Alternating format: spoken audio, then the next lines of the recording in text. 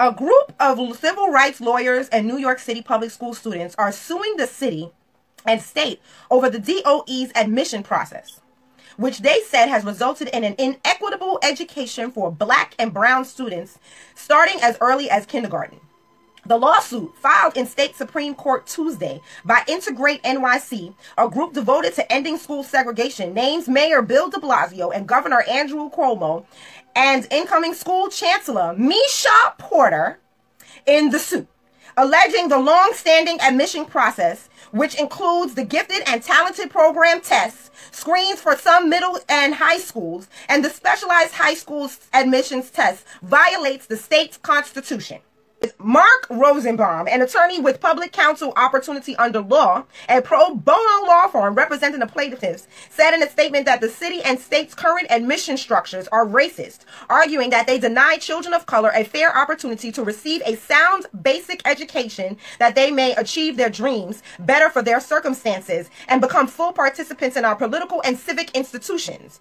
Ben Crump, a prominent lawyer who has represented the families of George Floyd and Breonna Taylor, which is the main reason why we ain't got no justice for either one, is also representing the plaintiffs.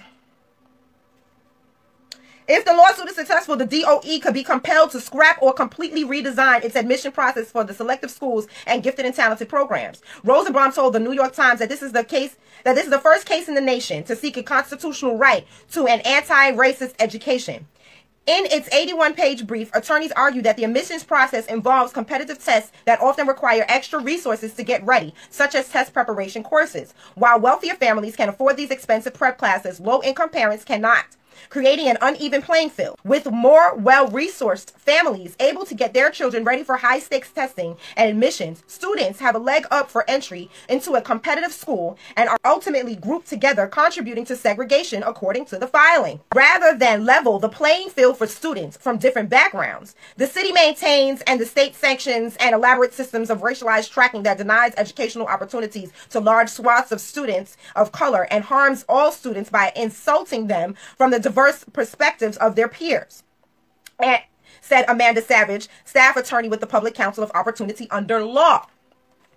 Attorneys also argue that a segregated school system has subjected minority students to racial animosity and ranked racial insensitivity that their schools neither prevent or redress, citing instances where teachers directed Black students to write the pros and cons of slavery on the board, research the origins of the N-word while assigning white students other research topics, and say the N-word aloud in class. Now, y'all remember when I did that post on Aoki Lee, and she is rich. She is the daughter of Kamora Lee Simmons and Russell of Def Jam Simmons. And she was being tortured by a little white boy in her school for saying that she wasn't Black, that he was blacker than her because she was mixed. And calling her and saying the N-word and everything, and that's why he's allowed to say the N-word, because he's blacker than she is. And this girl was being tortured every single day. And it was the most painful thing to watch this young girl just cry like this over the torture that she was experiencing. And this was in high school, because she's now since gone off to Harvard, where I'm sure she's experiencing new torture there. But at least she can say she went to Harvard, right? I guess that's what's important. Not the mental health and stability of your child, but I guess it's important that they go to Harvard with the people who inflict mental instability on our children. Anyway. Yes, Integrate NYC cited statistics from 2018 to 2019 school year that show New York City public schools continue to be highly segregated, with nearly 75% of Black and Latino students attending schools with a white population of 10%, while more than a third of white students attend public schools with more white students, even as the school system is majority Black and brown.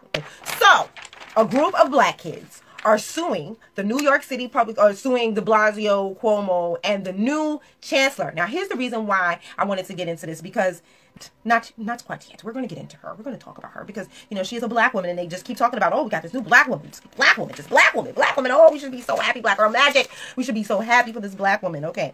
Testing was put in place for the specialized high schools as a result of the civil rights bills. Testing was put in place to try to make it more fair, to make it that as long as you passed the test, as long as you had the intelligence, that you could get into the school. Now, it took them 50 years to perfect the test, so that you need so much extra test prep that you pretty much have to pay for if you don't go to their specific schools. That is the only way that you can pass the test to get into school. It took them 50 years to be able to do that, but they have perfected it to be able to keep us out financially, economically. Okay? Because the schools in Manhattan that are in a higher tax bracket, the highest tax bracket, right? And have the least racially diverse children in the school due to that high tax bracket. This would be your Midtowns, your Sohos, those areas, right, in Manhattan. Your Upper West Sides, you know what I'm saying? Those school districts, right? So those schools prep their students pretty well to be able to pass the test, pretty well. But they say even if you go to those schools, you still need extra test prep, which costs about $2,500 at least.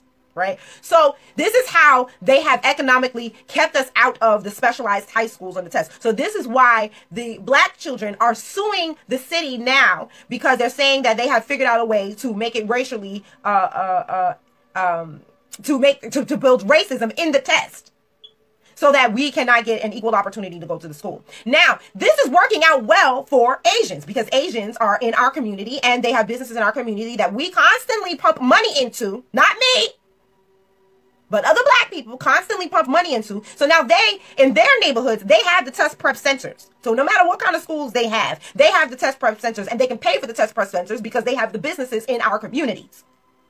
And we are essentially paying for their kids to go to test prep centers. So now the schools are leaning very, very Asian. Because truth be told, and I did this, I showed this in one of my posts, where the young lady who was talking, I think she was a young Jewish girl who was talking about how in her community, the specialized high schools are the fail-safe if they don't get into the private schools. So the dominant society, kids, don't look at the specialized high schools as the top of the top. They look at that as, if I don't get into those schools, then I can just get into the specialized high schools. But the Asians, they look at those specialized high schools as the top of the top, because that's what they're paying for, and so do we. So now they're making the money off our communities. They're taking it and they're giving their children the test prep. So now the schools are skewing heavily Asian. So now that we are suing to make the test prep, to make everything more equitable, because that's the whole reason the test was put in place in the first place. The only reason the test was put into place was to make sure that it was equitable for black people to get in. And that is not happening now. So that is why the children are suing the state or the city. And now the Asians are complaining and saying that that's being racist towards them. No, nothing was put in place to give Asians preferential treatment because you were not slaves in this country. That is why nothing was put for preferential treatment for the Asians when it comes to these specialized high schools. Things were put in place to make it fair for black people because we were slaves in this country, and then we experienced Jim Crow, or we had Jim Crow oppressed upon us. So now that is why they put the test in place. That is no longer happening. It is no longer serving the purpose in which it was initiated for. Therefore, they're suing, but the Asians are counter-suing. Challengers of affirmative action have a new target: New York City's elite high schools. Mayor Bill de Blasio's plan to enroll more black and Hispanic students in New York City's most sought-after high school faces a brand new obstacle. This week, Pacific Legal Foundation, a conservative libertarian, you heard what they said? A conservative libertarian leaning law firm that has a history of challenging affirmative action policies. More policies that were put in place to try to make it fair for black people. Affirmative action policies filed the first lawsuit against his admission reform proposal, which he announced this summer. The suit does not, and I want you to remember that name, Pacific Legal Foundation. But the suit does not take on the part of Mr. de Blasio's proposal that has provoked the most controversy, a plan that would entirely eliminate an exam that is currently the sole means of admission in the city's elite specialized high school. The mayor wants to replace the test with a system that guarantees seats to top performers of each of the city's middle schools, which would guarantee that the schools accept many more black and Hispanic students. So he says. Instead, Pacific Legal is taking aim at the first and more modest phase of Mr. de Blasio's proposal, the expansion of a program known as Discovery. There is a key difference between the two phases. The city has the power to change Discovery by itself by scrapping the test. It will require a change to state law in Albany.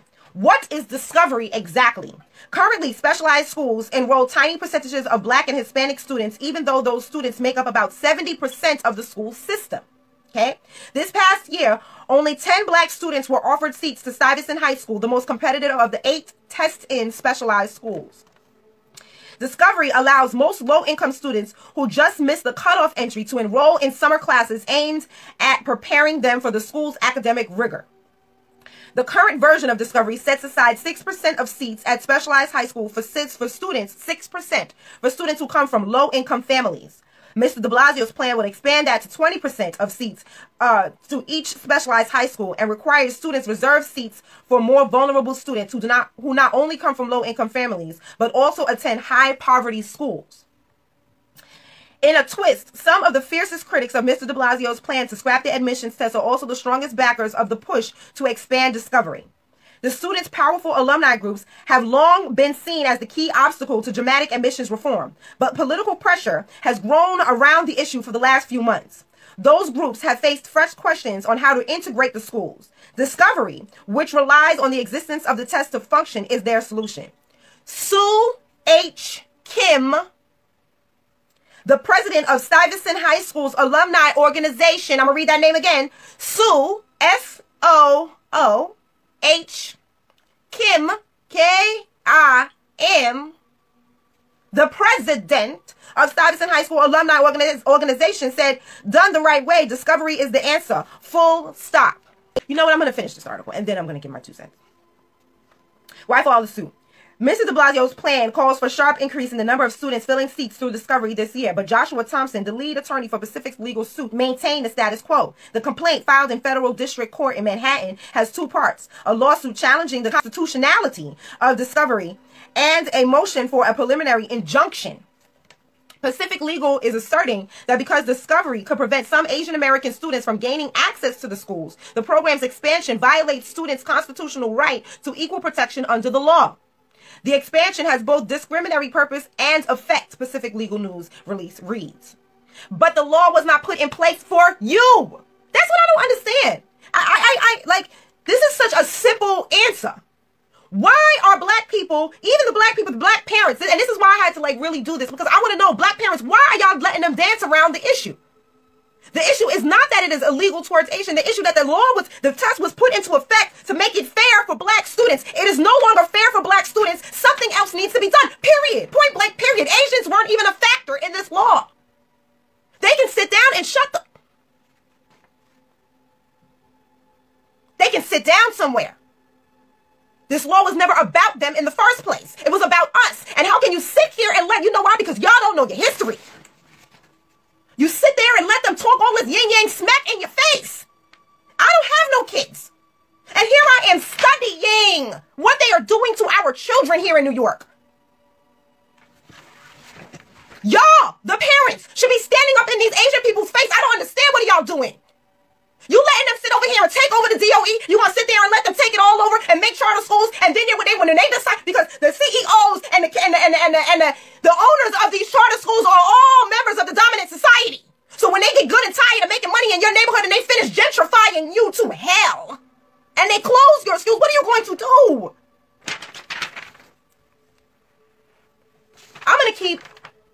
I know y'all busy. Parents, I know y'all busy. I know it's so much work. I know it's so much work. I know you're homeschooling. I know the kids are going crazy. You know, go see Mr. Foster down at and put them kids in Jujitsu and stuff so they can go and be around other kids and have fun and get out some energy and things like that, because I know y'all going through a lot. That's why I'm taking the time to read this to you. You know, I'm sorry if I'm coming off a little upset, but I just love children and I hate to see people mistreating our children. So I apologize if I'm coming off a little self-righteous, which I know y'all going through a lot. So that's why I'm here to read this to you. I'm going to do what I can do to help inform you so you can have the knowledge to fight. Sign up for free text alerts. You can find the link in my bio or in the description.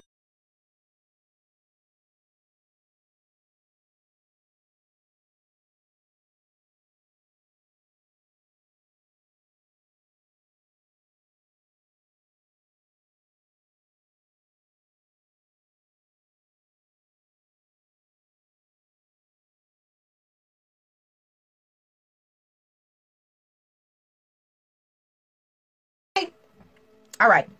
Back to the article. Mr. Thompson hopes that the injunction will essentially block discovery from expanding before applicants receive their admission offers in this spring. The court grants the injunction. The specialized high schools will look like they did last year, Ms. Thompson said. Or Asian again, with no black kids, with only 10 black kids again. That's what they want it to be. The broader suit, Mr. Thompson said, could take months or years to resolve. The city is standing behind its plan to expand discovery, which would double the number of seats at specialized high schools offered to black and Hispanic students from about 9% to 16%. So that means from 10 kids to 20 kids. In a school of how many kids? In a freshman class of how many children? You're going to give us 20 kids in a school system where it's 70% black kids in this school system. But they're going to give you 16% at the specialized high schools. Does that sound equitable to you? See, they treating y'all parents like y'all can't even do math. Our reforms will expand opportunity and raise the bar at our specialized high schools, Will Mantell, a spokesman for the Department of Education, said. How does the suit relate to other legal challenges against affirmative action? Pacific Legal's lawsuit compounds a growing legal threat to affirmative action policies at selective schools. This fall, representatives for Harvard University, I already talked about this.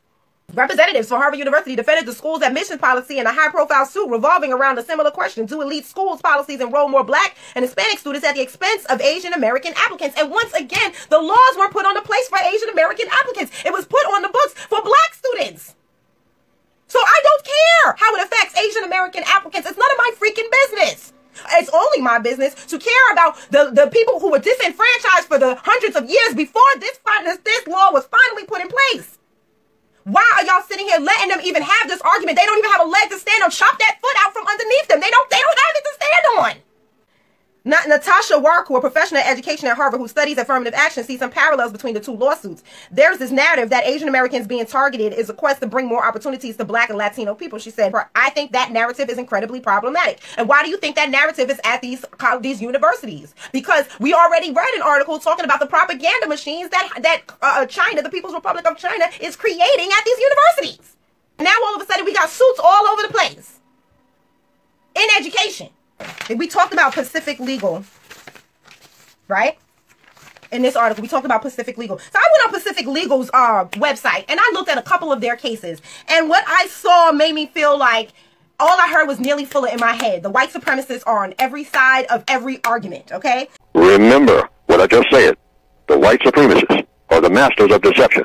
And part of that deception is they know how to very skillfully take all sides of every argument, so that at the end of the argument, the only people who are confused and exhausted are the black people who are scattered all over the place and usually arguing with each other about this, that, and the other. And the white supremacists are still in business as usual. See, you have to really pay attention to how they will start out appearing to do one thing, but they wind up doing something else altogether. Yes. Different from what they started out to do. Okay. They are masters at that. And so you have to watch and listen very carefully. And they are masters at using words in such a way that they sound like, and I'm going to repeat this over and over again, they sound like they are being as logical as you can possibly be. I mean, you will walk away saying, boy, that was great the way he said that. That was great the way she said that. And boy, did she really sum it up. But when you think about it twice, 3 times, 4 times, 5 times, there will be great parts of what was said that will be absolutely logical and absolutely true. But there'll be 1 or 2 parts where they threw you off completely. Those parts will eventually take over all the other parts. Okay. They are masters at that trick. Watch for it. So what's interesting is that they have a lawsuit. They have the lawsuit that we knew about. This is a federal lawsuit, changes unlawful discrimination against Asian American students, right? This is Jefferson High School of Science and Technology. This is in Fairfax County. Okay. Each year, World Magnet schools in Connecticut deny admission to thousands of deserving children while leaving available seats empty because of skin color. State law requires magnet schools enrollment to be at least 25% white or Asian. This means that black and Hispanic students are turned away if their admissions would push minority enrollment above 75%. So I guess this is a specific school system, right? And a specific magnet school where in Connecticut, see, they're able to get their students into school, right? 70%, they're meeting their quota. They're let's see, the same, I guess, ratio in which people live in that area. They're meeting that ratio of 75% of black students, right? But what is happening is that because they are keeping 25% open for white and Asian students, those 25% of seats are not getting filled because they don't have white and Asian students to fill those seats. So instead of filling them with black children, they just keep them open. You see the trick bag?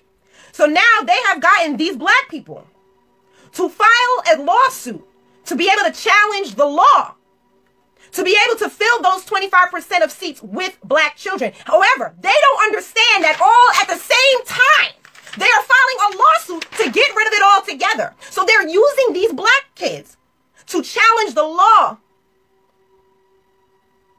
so that it can screw everybody else.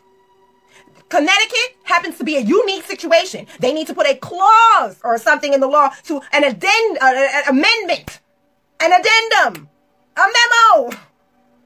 They don't need to change the law. But you see, they got black people. Let me show you the lawyers on that case. From the same firm. White supremacists are on every side of every argument. And these black people sitting here thinking they're doing something. Do your research. Do your research. They are using you. Okay, this is a little short article here about the lawsuit here in New York City. New York City system is screening applicants to elite public high schools based on their grades, test scores, attendance records, and other criteria violates federal law by disproportionately keeping black and Latino students out of coveted school, a new federal complaint alleges. Now, I want you to hear the phrasing of that, okay? New York City's system of screening applicants to elite public high schools based on their grades, test scores. You see what they're trying to say? I'm going to read it again. New York City's system of screening applicants to elite public high schools based on their grades, test scores, attendance records, and other criteria violates federal law by disproportionately keeping black and Latino students out of the coveted school, a new federal complaint alleges. They're already phrasing the article how they want it to go. They're trying to tell you that the black and Latino students are so stupid and they don't come to school often and they test scores is in the toilet and that's why they can't get into the schools. That's what this article is starting off with. That was the first sentence in the article. Student advocacy groups, Teens Take Charge, argues in a complaint set to be filed Monday, and this article was written in 2020. Monday, to the U.S. Department of Education that lowers admission rates for black and Latino students to the selective high schools and shows selective rules have a discriminatory effect, even if the rules appear neutral on the surface. These are the babies talking. As students, we always knew the screens were discriminatory, said Teens Take Charge leader Brandis St. Luce. Earlier this fall, we got the proof. The DOE's own numbers show that admission screens led to a rampant racial discrimination and clear violation of student rights under Title, 6 of 1964 Civil Rights Act. The complaint prepared by the Civil Rights Clinic at NYU Law School appeals to the Education Department's Office of Civil Rights on the grounds that any program receiving federal funds must adhere to federal law banning discrimination. Civil rights advocates have been in the past successfully argued that policies can be considered discriminatory if they have a disparative impact on different racial groups, even if they aren't intended to be discriminatory. Okay? Teen leaders and their lawyers say that new admission numbers from the city's screened high schools perfectly illustrate that concept. Data from more than a dozen screened high schools show thousands of black and Hispanic students apply, but got in far lower rates than their peers. At Eleanor Roosevelt High School in Upper East Side, for example, where students were sorted based on grades, test scores, and attendance, and those living in the district get priority, 39% of applicants were black or Hispanic compared to just 9% of those admitted. 9%. Meanwhile, white students made up 21% of the applicant pool, but 45% of those were admitted. Similar patterns hold across 14 other schools listed in the complaint. The screened high schools are separate from the city's 8 specialized high schools, including Stuyvesant Bronx Science, which admits students based on results of a single exam. That exam is also the subject of a long-standing federal complaint, but is also partially protected by the state law. The screened schools, meanwhile, are entirely within the city's jurisdiction. The education departments of civil rights under President Barack Obama aggressively investigated cases of school-based racial discrimination. Investigated. It didn't say they did anything about it. Most famously requiring districts to justify their use of suspensions and expulsions if those punishments were being handed down disproportionately to black and Latino students. They had to justify. They weren't punished for it. They just had to justify why they did it. And you already know that white supremacy can always find a justification for what they do to us. Donald Trump's Secretary of Education, Betsy DeVos, rescinded the Obama-era discipline guidance and sharply criticized the argument that a disparate impact could improve discrimination. The advocates behind the new admission screen complaint hopes their argument will get a warmer reception under Joe Biden's incoming administration. The complaints asked the federal agency to bar the city from using admission criteria like grades and attendance records instead of requiring every public high school to accept a range of low and high scoring students. Here's the next thing that I don't quite understand, and I know I'm not a rocket scientist, so I don't understand. This discovery program that they're doing is another trick bag. Discovery, basically what they're going to do is they're going to take kids that couldn't pass the test, right? First of all, it's like I said, it's already only 20% when the 70%, as a matter of fact, I think it's more than that. I think it's a higher percentage of that are black kids in the New York City school system. Let's just say 70%. If 70% of the kids are in the New York City school system, then 70% of black kids need to be in these specialized high schools, point blank, period. Okay? Not 20%. Now, here's another issue. What de Blasio is trying to do is, instead of these kids passing the test, he is going to just let them in, which means when they get into the school, they're not going to be able to academically keep up with the other kids because they have not been given the same quality of education as the other kids. And that shows because they couldn't pass the test. Not because our kids are dumb, it's because our kids are not given the same education level as the kids in Manhattan. So what parents need to be fighting for, what children need to be fighting for is the same curriculum that they're giving them kids in Manhattan. That needs to be the same curriculum that's taught all across the city. These curriculums that are at these prestigious schools, these private schools, these curriculums need to be implemented in our schools. Point blank, period. Even if it's at a smaller scale. That way our children will receive an equitable education. And see, the problem is, this is where I'm going to get into the new chancellor. They want to talk about segregation in education. No, what it needs to be is an equal education. Give them the same curriculum, the same books, the same computers, the same everything. Why aren't you fighting for that, parents? I don't understand. You're sitting here squabbling about a test and a this and a that and a this when it's just as simple as that same curriculum you got over there in Manhattan, teach that here in Brooklyn.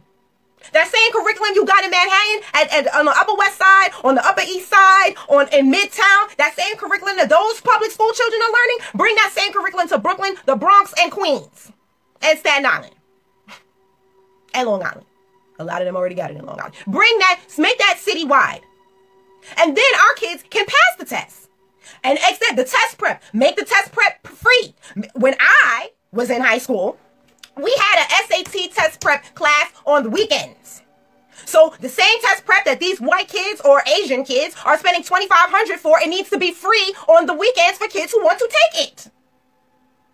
That is the answer to the problem. But see, they want to go all around the mulberry bush because they really don't want to answer the problem. They want to tell you that the issue is about the test and about the not test and the discovery, and we're just going to put in 20% instead of giving the kids the same education that these other kids are getting. And parents, please don't fall for this. Understand what you're fighting for. Understand how they are tricking you with language. Because if you don't understand, your children will suffer. Your children will suffer. And I don't like that. I often felt that the school administration didn't care at all about what went on in the black school. They were mandated to provide school, and they did provide school. They were mandated to see that there were teachers and a principal and full staff, and they did so. But I don't think that there was any concern about the quality of education or what actually went on in the school. The black principal, in many cases, was a tool of the white power structure. He was answerable only to them. And the abuses that black principals perpetrated against the students and against the teachers, you could write volumes about it. I could keep you busy all afternoon talking simply about the abuses that I have seen and know from firsthand experience and observation that it was a terrible situation. But they put these people in these positions to keep the lid on things. They didn't give a damn what went on in the school, so long as you don't make problems, don't make waves. And the principal took full advantage of that, many of them. Although there were many, I must say, who were truly dedicated to providing the very best education available within the narrow limits of their ability to do so. When I first heard about integration and heard that it may possibly one day be the way things would go, I had very mixed feelings about it.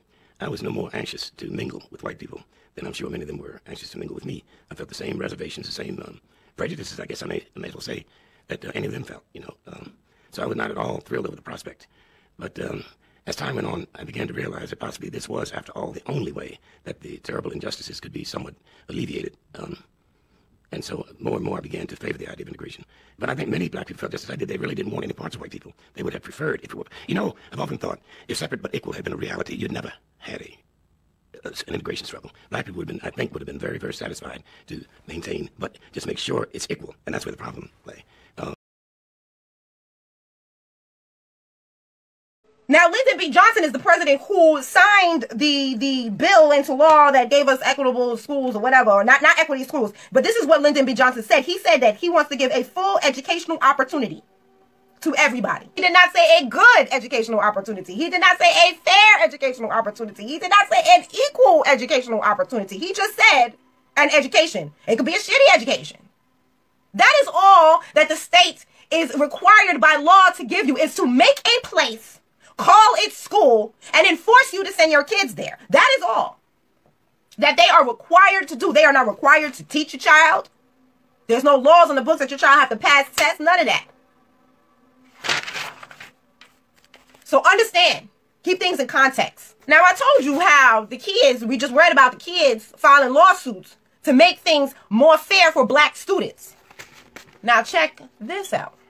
New York City DOE must give the test top priority school entry in 30 days, or lawsuit demands. Now, this article was written December 19th, 2020. New York City DOE must give the exam for top school entry in 30 days, lawsuit demands. Parents of New York City students waiting to take the entry exam for specialized high schools are being scrooged by Mayor de Blasio, a new lawsuit complains. Several fed-up moms and dads filed the holiday season suits Friday in Manhattan Supreme Court for the parents of more than 27,000 kids who normally take the SHSAT, that's not even SAT, the SHSAT test.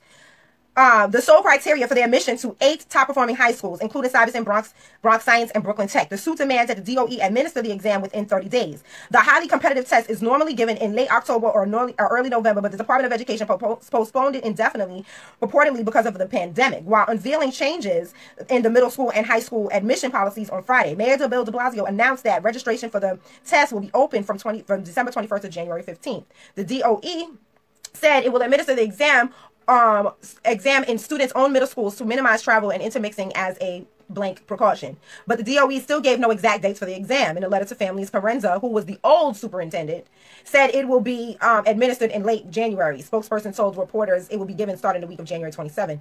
No mention was given, blah, blah, blah, to the test online. Ladera Joyce, the mother of an 8th grader and a plaintiff in a suit, says she is still in the dark about her son's future. The mayor's empty promises has left us and many other parents not knowing where our children will be attending high school or what steps to take, she said.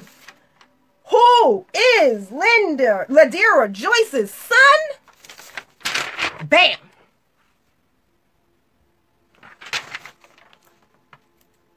Who is Ladera Joyce and her father and the father of her child? Bam! Oh, yes. Let's pull that close up there. Yeah, take a look.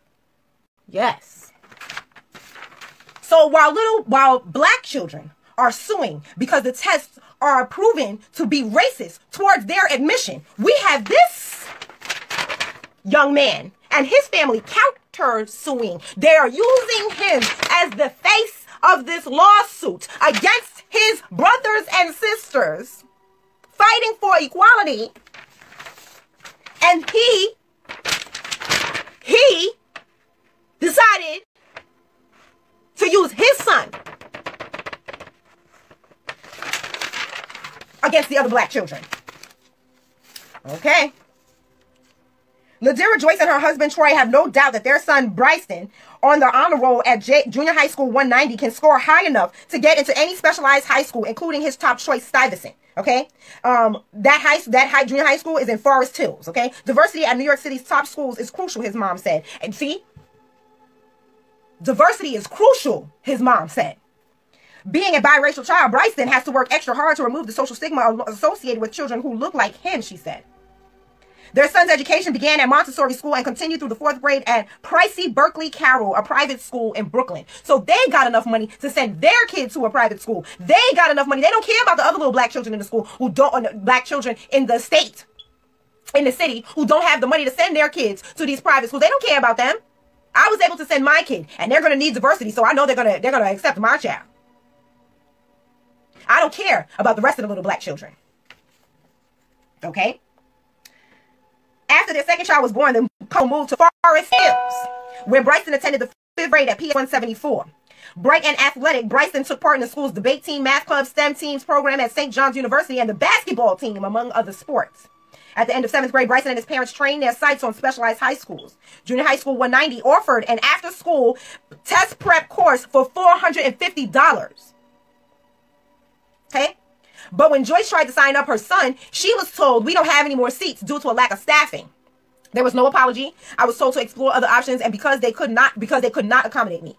They wound up choosing Queller Prep, a private service that tutors students for the test, as well as the SAT and ACT for college. Bryson completed a 12-week, $2,500 course over the summer and is currently taking a $1,500 refresher course on Saturdays. While we were in a position to pay, I know a lot of families are not, and they should have an affordable options to give this prep to their kids, Joyce said. Instead of abolishing the test, she said, the school system should offer subsidized tutoring and test prep for all students who need extra help to pass the exam. But right now, I don't care that other black kids can't get into school. Let my mixed child get into school because I know he's going to get in. That is how the black elite look at us. They don't care.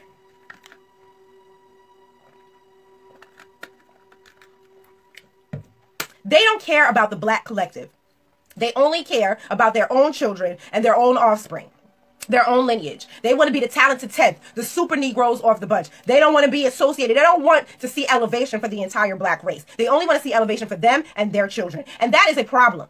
And as I speak on that topic, let's move right on into the new school chancellor of NYC, Miss Misha Ross Porter. The school that we went to, we called them tar paper shacks. They were really wooden buildings with tar paper on the outside and a wood stove inside. The stoves had gotten big holes in them. When they made fires in them, the hot coals would jump out. Whoever sat behind the stove, that was your job to get the coals back in so the building wouldn't burn. And at the time, you know, when you flip the coals back in, you think it's funny. But we could see that this was no condition for learning. And we knew that we deserved something better. It was very obvious to us that what we had was not equal. And I never really realized how unequal things were until I came back here and had a chance to tour the old white school, which was then closed, and see they had all this stuff stored over there. I mean, they even had, like an open area in the center of the school, but they had a garden. I know when I went to college, first biology course I took, they handed us a microscope and slides, and told us to, you know, to draw amoebas, and I drew dust particles for a couple of weeks because I didn't want anybody to know I didn't know how to use a microscope because we didn't have one. So.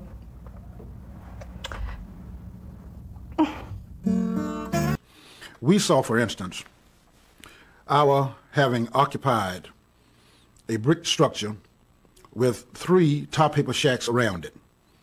Or even before that time, they weren't there. Then we looked over to the White High School. We saw one complete facility, good scientific lab, academics were brought up. We were talking to some white students. They had to take certain courses that were optional to us in the sciences and so forth. Then on the athletic field, their field was well lighted. We didn't have lights on our football field or our athletic field. And I do recall when I played football in high school, when we had night games away, our coach would go there and get permission from them to, you know, let us practice one night so we could get accustomed to the lights.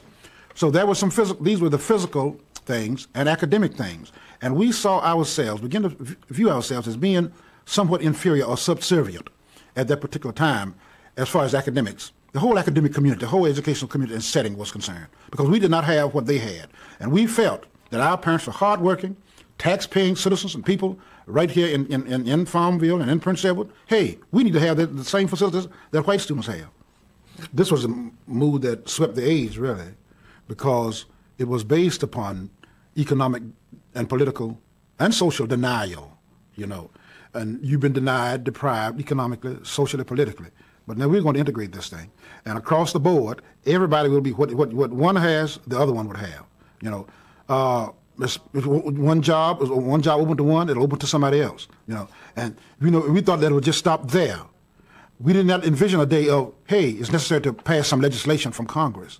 We did not envision the day that, hey, it'd be a day of affirmative action. You know, go on and on and on to various things. And that these laws can be, if not kept intact, retracted, as we have seen with, you know, conservative Supreme Court and so forth, and other measures that have taken place in the 70s and throughout the 80s, 70s, 80s. So we had envisioned, you know, this is a day of integration. and where everybody would be equal. Losing that black-teacher relationship, I think, was one of the things that really hurt a lot, because it was a bond between the student and the black teacher. You know, the teachers cared for you, you cared for them, and like I said, it was like being next to your parents. You know, when you went to school, you knew that you were secure. Footage shows a Chicago police officer grabbing a high school student and throwing her to the ground. A second officer joins him, both trying to keep a thrashing teenage girl contained on the ground. The pair appear to drag Enigma Howard down the stairs. You were secure until you returned home that evening. You knew that with the principals and the teachers. You know, you had no doubt, and the parents felt secure. You know, if the parents had come to school, they were going directly to the teachers, and whatever teacher said, they believed. Very true. The black teacher made a combination. He or she combined academics with morals. Okay? Not going to just teach a subject, but I'll teach the people also. So, you know, when you met him or her on Main Street after school, in a day after school, or on Saturday, you know, first thing you start thinking, well, am I dressed properly? You know, or how do I look? Or this, that, and the other, you know, because here comes my teacher down the street, you know. And in that day and time, you'd be reprimanded the next day if you didn't look up to par. They just showed they cared so much about you, you know. They just wanted you to learn, and they just cared so much about your whole being. I feel that since we have integrated, we have become too comfortable. We think we don't have to do, that we're going to make it anyhow. And I think that parents have allowed the children to get away with too much as far as education is concerned, not being as strict as they would have been if the schools had remained black, because of the fact that you would have black teachers, and those black teachers would be as strict, I feel, on a black child. You know, you have to do, you must do, because if you want to succeed, this is what you have to do, and blah, blah, blah. You know, not that, well, if you don't want to do, you don't have to do. You know, go on then. But with black teachers and black students in a all black environment, it is stressed that you have to do. You want to be like Martin Luther King. You want to be like this person. You want to be like that person. But in the school systems, I feel that integration with the teachers, even the teachers, we are afraid to talk about black people. And then sometimes it's not just fear, it is the fact that we don't know about our own heritage. So therefore, we cannot pass on what we don't know. So I feel that in this light, our children are suffering. No longer than yesterday, we were talking about black history in class, and I explained to the children, I said, you don't know your heritage because it's not written in the history books. We have a few people every now and then you see a black face, but I said, I can ask any white child in here about their heritage, and they'll be able to tell me more than you. And I said, I'm standing here trying to teach you, so I want you to listen. I want you to learn about some of your people so that you can continue to pass this thing on down from one generation to the other. And this is the main thing I feel that bothers me. You know, if you don't know your heritage, then you don't know who you are. And it's just so much of our history we do not know. And I think a lot of parents, you know, just instill that blackness into their children during that time. I know with us, we were just so black. You know, everything was just so black, black power. You know, our children just knew it backwards and forward. And like in our home, every Wednesday night? Friday. Every Friday, my husband gave our children an assignment. They had to learn something about Africa and report on it. And it paid off. It really did. It paid off. You know, and today they really appreciate it. You don't have to go around wearing it on your collar, but it comes out, and you know who you are. You're not ashamed of your identity, and you know who you are. You know, so it really pays off to know who you are and express it whenever it's necessary. You know, or just wear it proudly. I thought integration was meant at that time. I thought integration meant, as far as the schools were concerned, that we were going to have better facilities. We were going to have equal rights. Whatever the white children had in their schools, we were going to have the same things. I did not think that values would be destroyed and these kinds of things. I just thought it meant equal at that time.